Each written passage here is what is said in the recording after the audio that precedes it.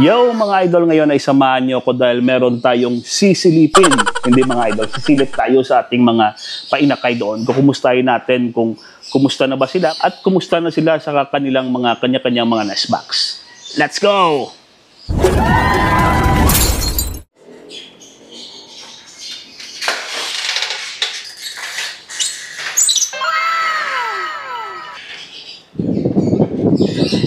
Yun!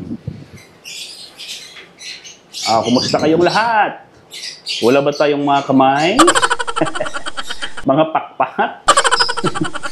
Ngayon mga lords, nandito na tayo sa ating munting ibunan. Ngayon ay titignan natin yung bawat isang na mga naunang nag-breed natin mga lords. Titignan natin yung kanilang mga painakay kung kumusta ba sa loob ng kanilang mga nest box. Dahil minsan mga lords, meron mga breeder na hindi pa masyadong magaling mag-breed mga idol o hindi pa masyadong magaling magbuhay ng mga inakay.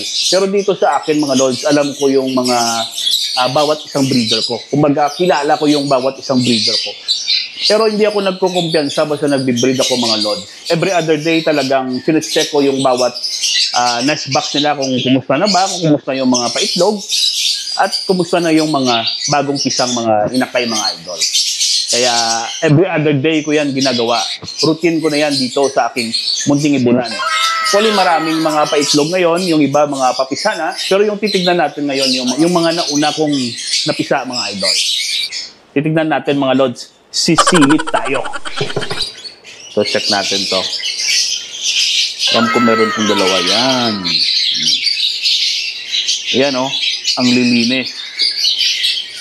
Goods na goods yan mga idol. Tignan natin. Yan, naka-legband na to. Ito, hindi pa na-legband kasi medyo maliit pa. Yan, very good yan mga idol pag ganyan. Doon naman tayo sa kabila.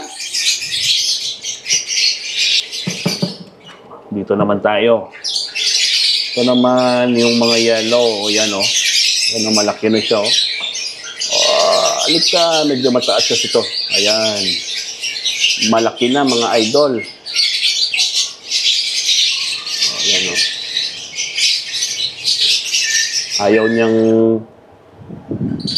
Ayaw niyang makawala sa kanya. Ayan.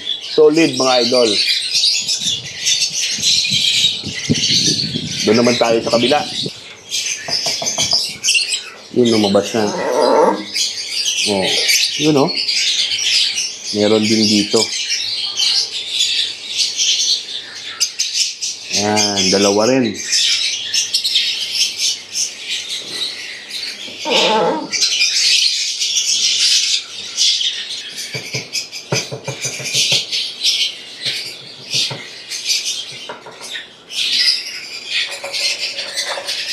Yun o, yun yung hen, lumabas na. Yan yung cock na natin yung mga itlog nila. Yun, may pisa na. Yan. Merong bagong pisa mga idol. Yan o. 5 out of 5 yan, fertile. Ito na yung nauna. Yung 4, susunod na din yan. Yan ang cute-cute o. Ang cute-cute mo naman kasi, yeah. Yan. Tignan natin kung red eyes. Mukhang red eye mga idol ah.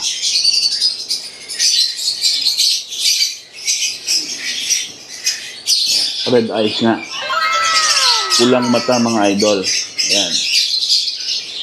Pulang mata na naman.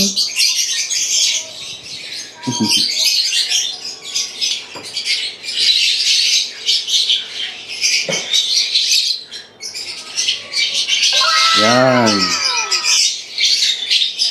Tignan mo, nagbabaga yung kanyang mga mata, mga idol. Red eyes. Yan, solid na solid. 13 to 14 days old to. Legband ko to eh. Ayan, may legband na. Yan, mga 13 days old, mga idol.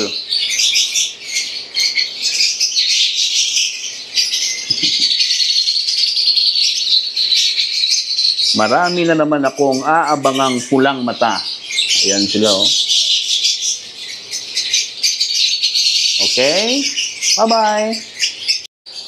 At yun na nga mga Lods, ano, nakita nyo yung aking mga bagong papisa, mga idol. Sana ay magtuloy-tuloy na yung breeding natin at para happy na naman tayo. Yan lang muna yung update ko sa inyo ngayon. Magkita-kita muli tayo sa ating susunod na vlog. Ingat kayo palagi mga idol.